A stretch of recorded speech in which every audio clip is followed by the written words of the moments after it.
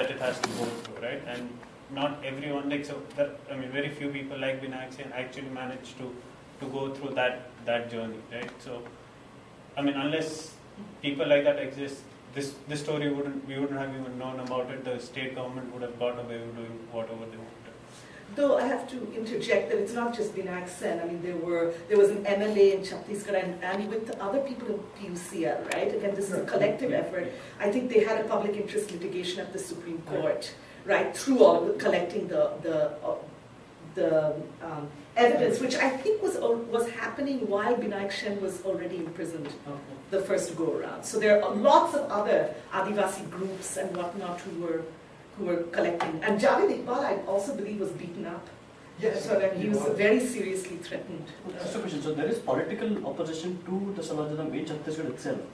Yeah, PUCL, these groups, the Adivasi groups. No, that is PUCL is still civil society. He's just talking about what political party. Because you mentioned about an MLA. Yes, his name is Manish Kunjam, and he is, well, he's president of a civil society group, so he may have done it under them, which is the Adivasi Mahasabha. Right, but he's an MLA, but I don't think he did it through his political party. That's a good distinction. Yeah, that is civil society. Yeah. One is, since the legal system, the law, is one of the anchor points of liberal democracies, and you believe it's an unjust law, then you go after that unjust law, which is what people are doing. This is what happened in the United States. Just because it's a law does not mean it justifies X, Y, and Z. That's just BS, right? The civil rights movement in this country exploded because what was in the law was apartheid segregation. Yep. And blacks had endured that for 400 years.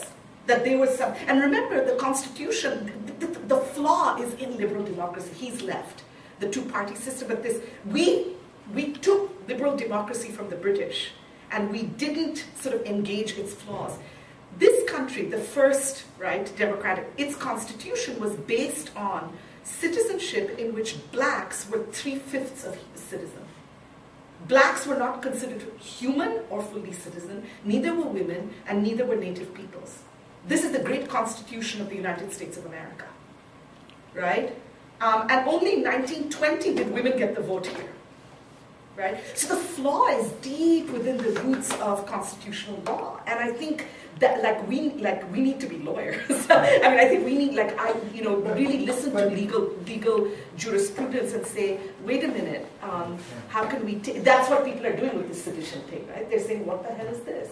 And using the Gandhi instance, right, to say this is a shame. It's not misplaced. The question is, find the roots of eminent domain. Where did it emerge from in colonial legal practices? How was it applied? And how does the post-colonial state, right, so-called post-colonial, any of us who work with tribal communities do not like the word post, because it's completely colonial and neocolonial. Post is not, for us it's post. For them it's clear it's not post, right? Criminal tribes.